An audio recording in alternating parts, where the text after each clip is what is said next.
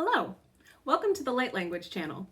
My name's Charlie. I use light language when I talk. It started when I died last year, and that's about all I'm going to say about it because this isn't that.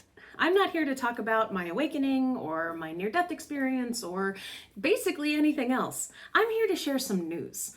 Just because, I don't know, there's actually a lot more on the internet than just things that cause our central nervous systems to go absolutely haywire, and I want to talk about it, so I'm going to. The very first thing I want to get into, actually, make some room for there we go, stamps. When was the last time you just talked about stamps? So the SpongeBob SquarePants stamps apparently just released, and that's cool. I'm sorry to say I'm not the biggest SpongeBob fan, but the fact that they exist as stamps is really fun. What I think is really cool is actually these stamps.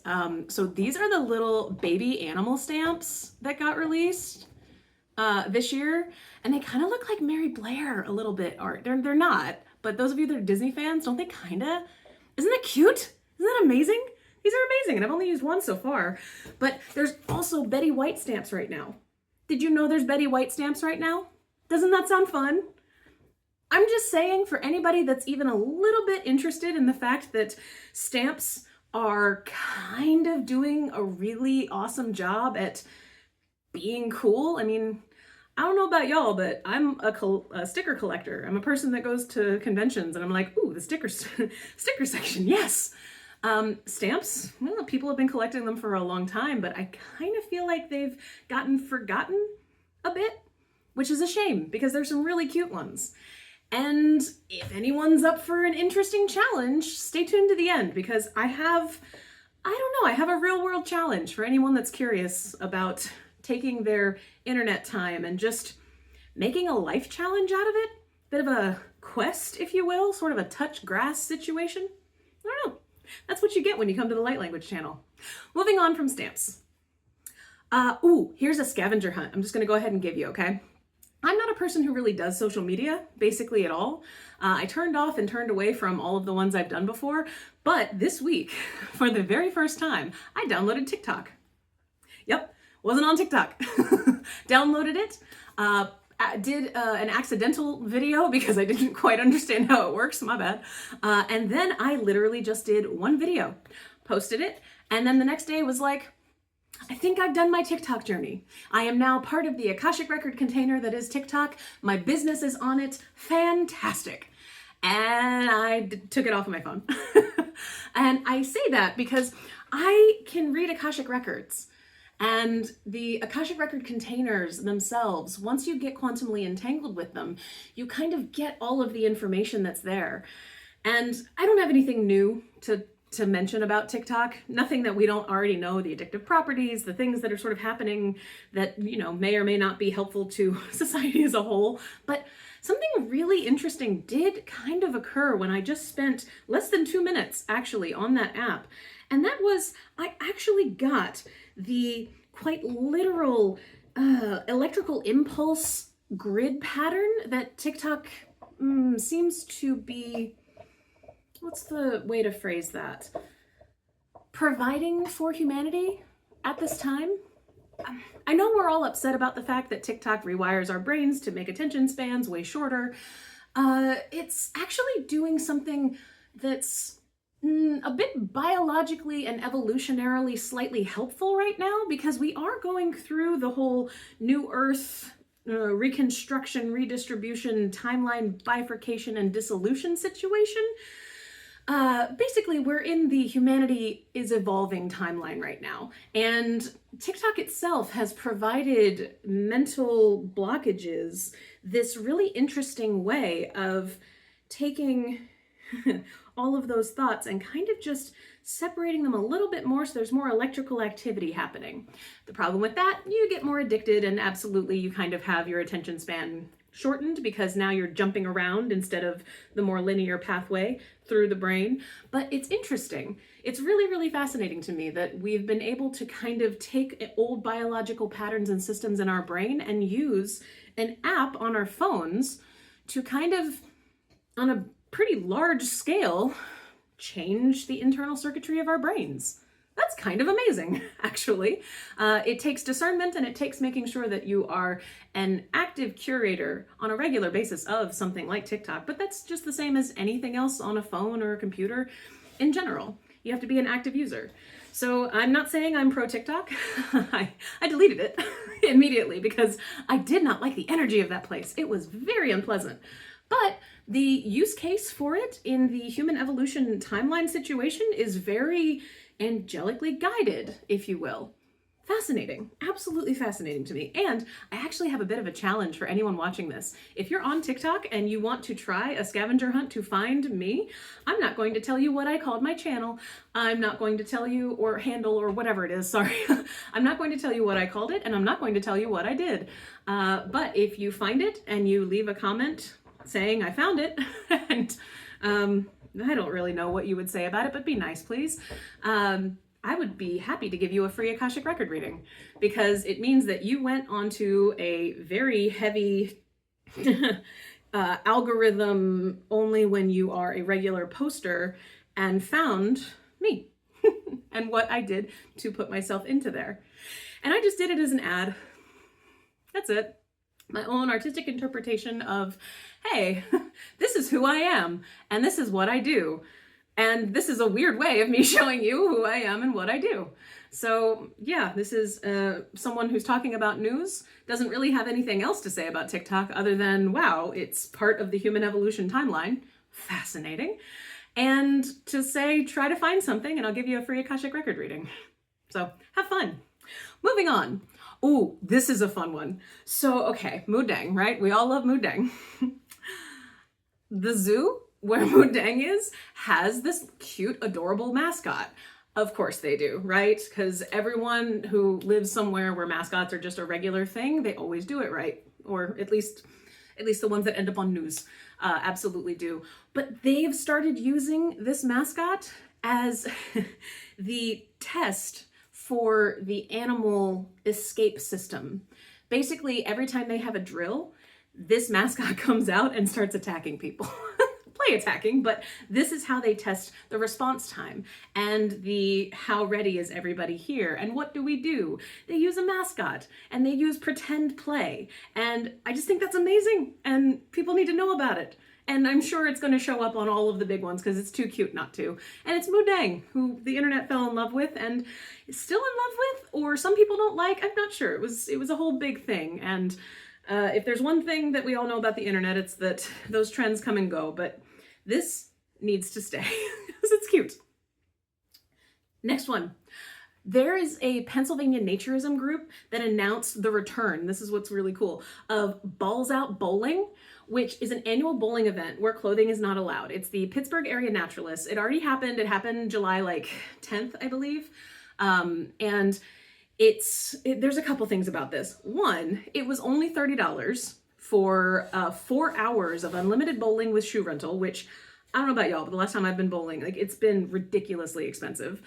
And two, I read that and all I thought was, oh my gosh, these are the people who clearly just don't live in a bubble of anxiety all the time. I'm fascinated by that. It's currently summer. I wear hoodies all the time because my skin, literally, I cannot handle my skin feeling anything that is in the world, but especially in a place like a bowling alley where you just have constant with the air conditioning. I'm so fascinated and so curious how individuals can walk into a bowling alley, disrobe, and have a great time with just shoes on. I think that's incredible. I think these are the kind of people that we need to be more out and open just with themselves, not necessarily walking around completely in the buff all the time, but the fact that they rent out a bowling alley to do this is just fun and it's cool. And I really hope that these kinds of groups exist everywhere, if only to show the rest of the world, hey, some of us are still okay with being able to live our best authentic lives. So to the Pittsburgh Area Naturalists, I have so many questions. I have so many freaking questions. Seriously, Is it awkward to wear those shoes? Because they're kind of, they're kind of professional feeling, sort of, and then you got nothing else on, and you've got a towel, you put things down. And then, does it impact your game? Are the people who go bowling like this actually good bowlers? Are you a better bowler when you aren't, encumbered by clothing, since you're part of a naturalist group? You presumably enjoy the feel of simply being open. Is it something that feels more naturalist and more normal when you are outdoors versus indoors? What's the makeup of something like this? Because it was an open invitation to everyone. Seems like a pretty open, cool group to be part of.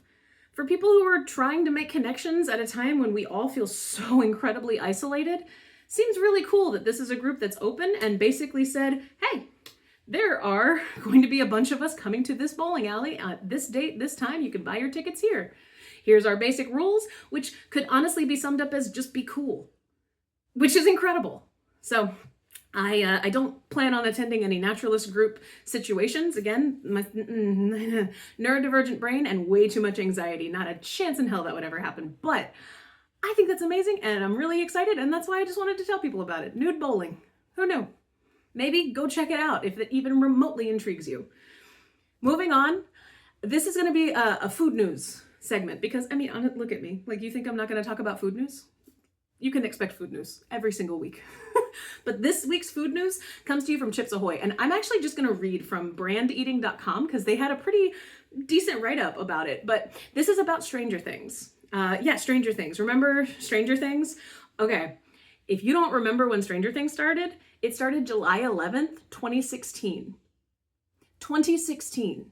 Just let that sink in for a moment, okay? Stranger Things, season 1, premiered July 11th, 2016.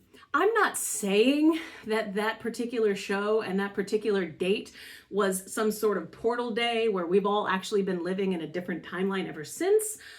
But I'm also not saying that. I feel like the argument could be made based on some of my own particular scientific observations of the last, we could call it 9 years, but I think we all know that time doesn't quite work the same anymore.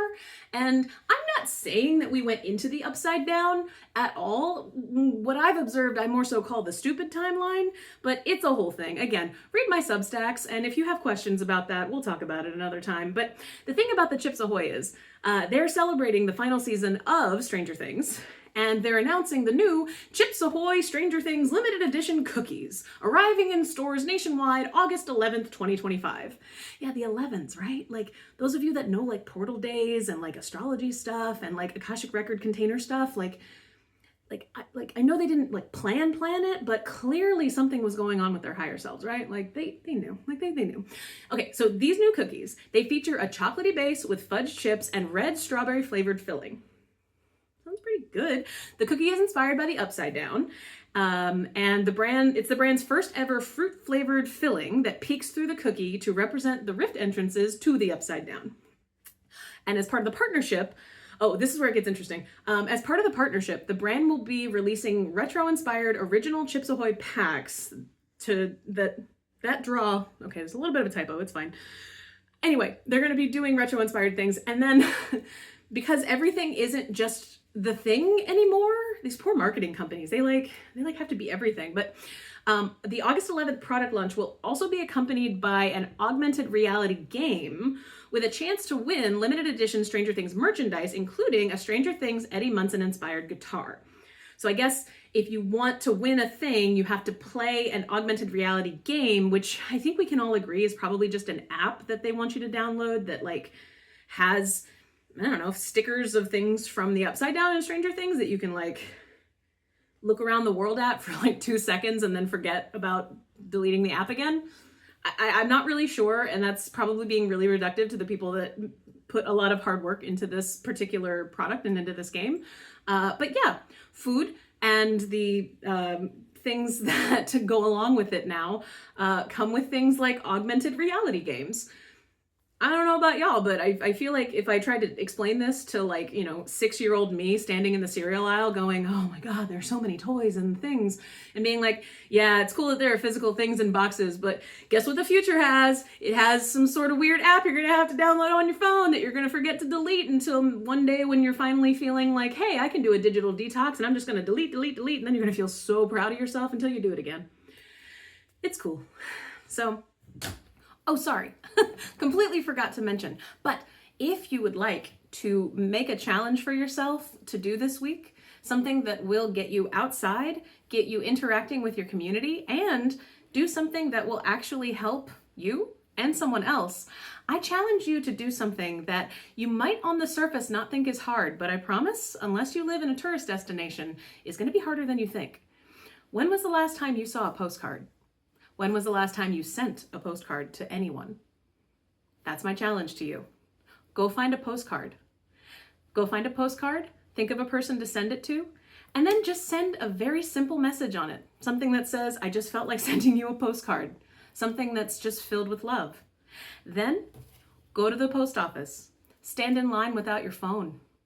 Yeah, that's the real challenge, isn't it? Go somewhere that basically feels like you're walking onto the set of The Wire and just observe. Notice how you feel. Notice how everyone else around you feels. And then go up to the person at the front, be polite and say, hello.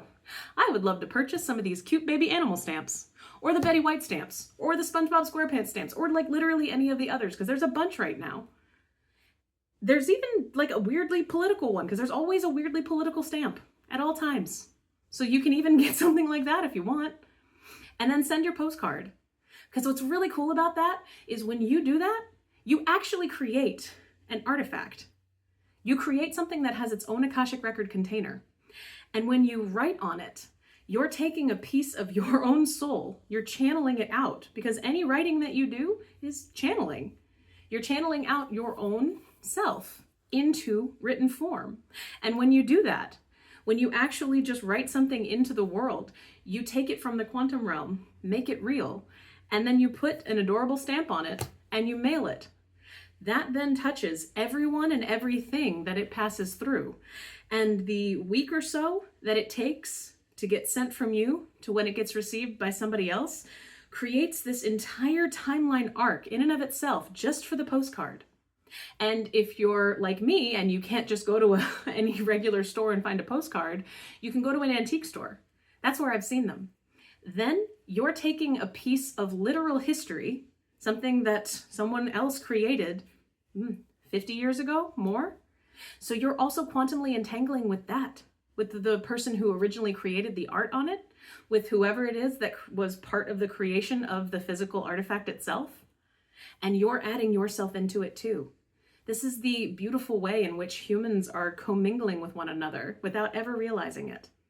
And the love and intentionality that you send by just doing a silly little thing, it not only helps you, it not only helps the recipient, but it literally does impact everyone in between the beginning and the end. And if it's a postcard from the past, well, there is an argument to be made about the fact that you just helped infuse love, current levels of love, which any kind of loving act done in the here and the now, let me tell you, it is amplified.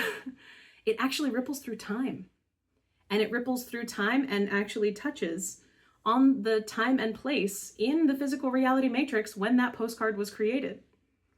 It's just a really cool quantum entanglement experiment that doesn't really have things that you can super tangibly see and feel, but you'll feel it and you'll know. And the person receiving the postcard will probably be like, oh my God, when was the last time I got a postcard? But wouldn't that be a really cool trend to just kind of start? Just start sending each other postcards with stupid little things that we write. Little poems, little challenges to each other. Hey, I actually went to the post office, did not pull out my phone, found really cute stamps, and you get Betty White. You're welcome. Now, what are you going to do for yourself? Or are you going to find a postcard and send one back to me? I demand it. Please, always be polite with the people that you love. Or if you really want to be weird about it, I don't know. Send some sort of postcard that says, I was thinking about you because we had a door slam relationship a few years ago, and I don't know about you, but it's been a really hard couple of years. Want to try being friends again? We both blocked each other on all social media stuff. Or if that feels just a little stalkerish, because let's be honest, if someone said goodbye to you, maybe don't do that. But you can still send something to a person that feels safe enough to send something to. Just an idea. I'm actually gonna go now. Thanks so much for watching.